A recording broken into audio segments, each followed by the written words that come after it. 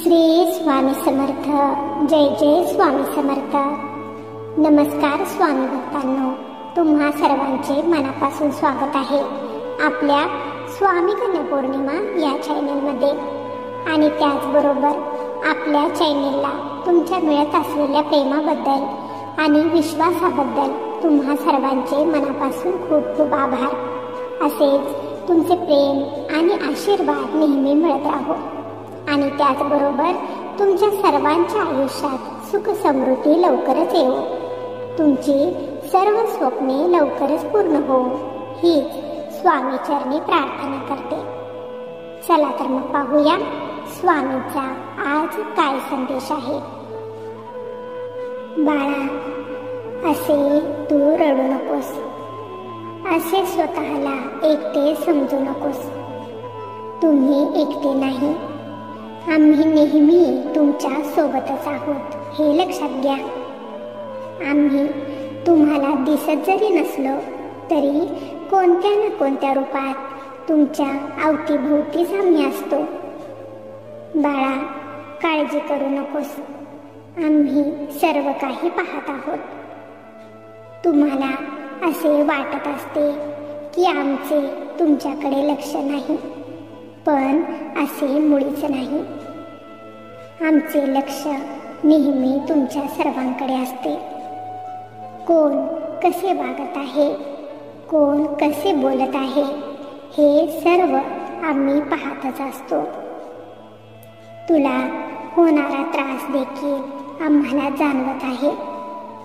पण बाळा, तुझा आमच्यावर, तुझ्या या आईवर विश्वास आहे ना? मग घाबरू नकोस. सगळे दिवस हे सारखेच नसतात. रात्रीनंतर दिवस हा उजाडतोच. त्याचप्रमाणे तुमच्याही जीवनाची नवीन सोनेरी पहाट होणार, यावर पूर्ण विश्वास ठेव. तुझ्या मनात नेहमी सकारात्मक विचारांचा दिवा तेवत ठेव. तो तुझ्या सकारात्मक विचारांचा, तुझ्या विश्वासाचा दिवा कधीच तू विझू देऊ नकोस. त्या दिव्याच्या त्या तेजोमय प्रकाशाने लवकरच तुझे जीवन उजळून निघणार आहे. फक्त तू तुझे कर्म प्रामाणिकपणे करत राहा. बाळांनो, प्रत्येकाला जीवन आनंदाने जगण्याचा, त्याचप्रमाणे तुम्हालाही तुमचे जीवन आनंदाने जगण्याचा पूर्ण अधिकार आहे. तुमचा तो अधिकार कोणी स्वतःहून तुम्हाला येऊन देणार नाही. तर कोणी जर तुमचा हा अधिकार हिरावून घेण्याचा प्रयत्न करत असेल, तर तुमचा तो अधिकार त्या व्यक्तीकडून हिसकावून घ्या. तुमच्यावर अन्याय तुम्ही होऊ देऊ नका. आज जर तुम्ही समोरच्या व्यक्तीच्या म्हणण्याप्रमाणे तुमचे जीवन जगू लागाल, तर त्या समोरच्या व्यक्तीला असेच तुमच्यावर हक्क गाजवण्याचा, अधिकार गाजवण्याची सवय लागेल. आणि ही त्या व्यक्तीची सवय म्हणजे तुमच्यासाठी खूप अवघड परिस्थिती निर्माण करत असते, हे लक्षात ठेवा. त्यामुळे वेळी सावध व्हा. स्वतःचे स्वातंत्र्य, स्वतःचा आनंद, स्वतःचा अधिकार, स्वतःचे हक्क हे तुमच्या स्वतःच्याच हातात ठेवा. कोणी दुसऱ्याच्या हातात तुम्ही देऊ नका. तेव्हाच तुम्ही सुखी राहाल. बाळा, तुला तुझ्या आईने दिलेल्या आजच्या या मोलाच्या सल्ल्याशी तू जर सहमत असशील तर स्वामी माऊली लिहायला विसरू नको. बाळांनो, लोक तर हे नावे ठेवतच असतात. लोकांनी नावे ठेवण्यामध्ये देवालाही सोडलेले नाही. मग तुम्ही तर एक सामान्य मनुष्य आहात. लोकांचे कामच आहे नावे ठेवणे. तुम्ही त्या लोकांसाठी काहीही केले किंवा तुमचा जीव जरी तुम्ही त्यांच्या चरणांवर ठेवला तरी देखील ते लोक तुम्हालाच नावे ठेवणार.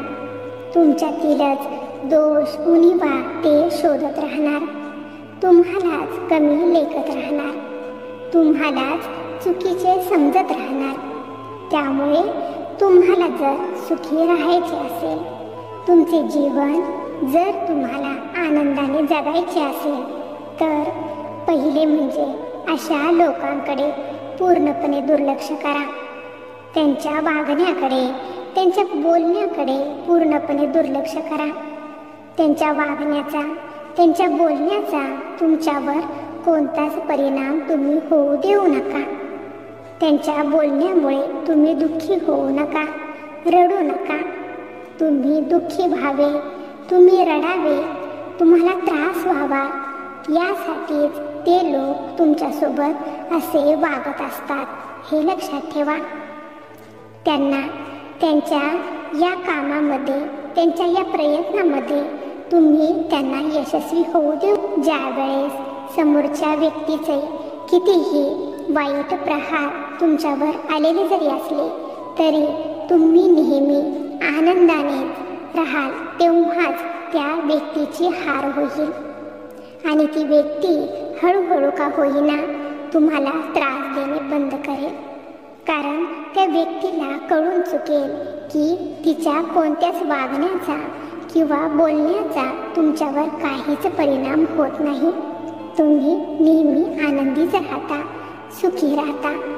तुमचे सुखच, तुमचा आनंदच त्या समोरच्या व्यक्तीची हार आहे, हे लक्षात घ्या. दुःखाला दुःखी करा. समोरच्या व्यक्तीला तुम्हाला जर हरवायचे असेल, त्याला जर गप्प करायचे असेल, तर तुम्ही आनंदी राहा, हसत राहा, निवांत जीवन तुमचे जगत राहा. मग आपोआपच ती व्यक्ती स्वतःहूनच माघार घेईल. बाळांनो, लोक तुम्हाला नावे ठेवतात म्हणून तुम्ही त्यांच्या या बोलण्याकडे लक्ष देऊन तुम्ही दुःखी होऊ नका. तुम्हाला स्वतःला माहिती आहे ना की तुम्ही तुमचे कर्म चांगल्या पद्धतीने करत आहात. तर मग झाले. लोकांना तुम्ही महत्त्व देऊ नका. तुमचा मोलाचा वेळ तुम्ही वाया घालवू नका. तुमच्या जीवनाचे एक ध्येय बनवा. जीवन हे बिना ध्येयाविना वाळवंटासारखे आहे. जोपर्यंत तुमच्या जीवनाचे तुम्ही ध्येय ठरवणार नाही, तोपर्यंत तुम्ही जे जीवन जगत आहात ते अर्थहीन आहे. प्रत्येकाच्या जगण्याला काहीतरी ध्येय, काहीतरी अर्थ हा असायलाच हवा. त्यामुळे जोपर्यंत तुम्ही तुमचे ध्येय निश्चित करणार नाही, तोपर्यंत तुमचे ते ध्येय पूर्ण करण्यासाठी नवनवीन दिशा तुम्हाला मिळणार नाहीत. तुमच्या जीवनाला नवीन वळण मिळणार नाही. त्यामुळे ध्येय ठरवा आणि तुमचे ते ध्येय पूर्ण करण्यासाठी मनापासून प्रयत्न करा. तुमच्या जीवनात सुखाचा प्रवेश होईल. बाळा, तुमच्या भविष्याची काळजी, चिंता तुम्ही करू नका. तुमच्या भूतकाळाचा आणि तुमच्या भविष्यकाळाचा विचार करणे सोडून द्या. कारण या भूतकाळाच्या आणि भविष्यकाळाच्या विचारांनी तुमचा मोलाचा वेळच वाया जाणार आहे. तुम्ही फक्त तुमच्या वर्तमानाकडेच लक्ष द्या. तुमच्या वर्तमानाच्या कर्मांकडेच तुम्ही लक्ष द्या. तुम्ही तुमचे कर्म आज जर चांगले केलेत, मनापासून मेहनत केली, तर आपोआपच तुमचा वर्तमान काळ आणि भविष्यकाळ हा सुखाचाच होणार आहे. त्यामुळे भविष्याची काळजी, चिंता करणे सोडून द्या. तुमचे भविष्य आमच्याकडे सुरक्षित आहे. तुम्ही काळजी करू नका. बाळा, तुझ्या मनात जी सेवा भावना आहे, तुझी ती सेवा भावना पाहून आम्ही खूप प्रसन्न होत असतो. तुम्ही करत असलेले प्रयत्न पाहून, तुम्ही तुमचे करत असलेले चांगले कर्म पाहून आम्हाला खूप आनंद, खूप समाधान वाटत असते. असेच बाळा, तुम्ही तुमचे कर्म नेहमी चांगले करत राहा. आणि बाळा, तू माझं बाळ आहेस, शूर आहेस, धाडसी आहेस. तुम्ही हतबल लाचार नाही. त्यामुळे कधीच कोणत्याही परिस्थितीत कोणाचाही अन्याय अत्याचार सहन करू नका. तुम्ही आज जर गप्प मुकाट्याने अन्याय अत्याचार सहन कराल तर तो अन्याय सहन करण्याची तुम्हाला सवय लागून जाईल. त्याचे तुम्हाला काहीच वाटणार नाही आणि तुम्ही काहीच विरोध करत नाही हे पाहून समोरच्या व्यक्तीला तुमच्यावर अन्याय करण्याची सवय लागत असते, हे लक्षात ठेवा. स्वतःचा आत्मसन्मान स्वतः जपा. स्वाभिमानाने जीवन जगा, आनंदाने जीवन जगा. तुम्ही एकटे नाही. आम्ही नेहमी तुमच्या सोबतच आहोत.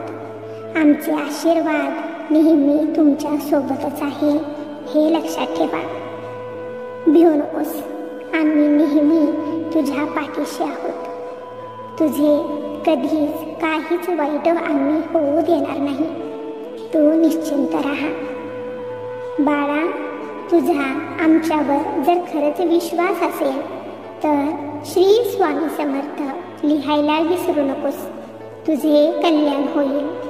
स्वामी भक्तांनो, तुम्हाला जर आजचा हा संदेश आवडला असेल तर या संदेशाला लाईक आणि कमेंट करायला विसरू नका.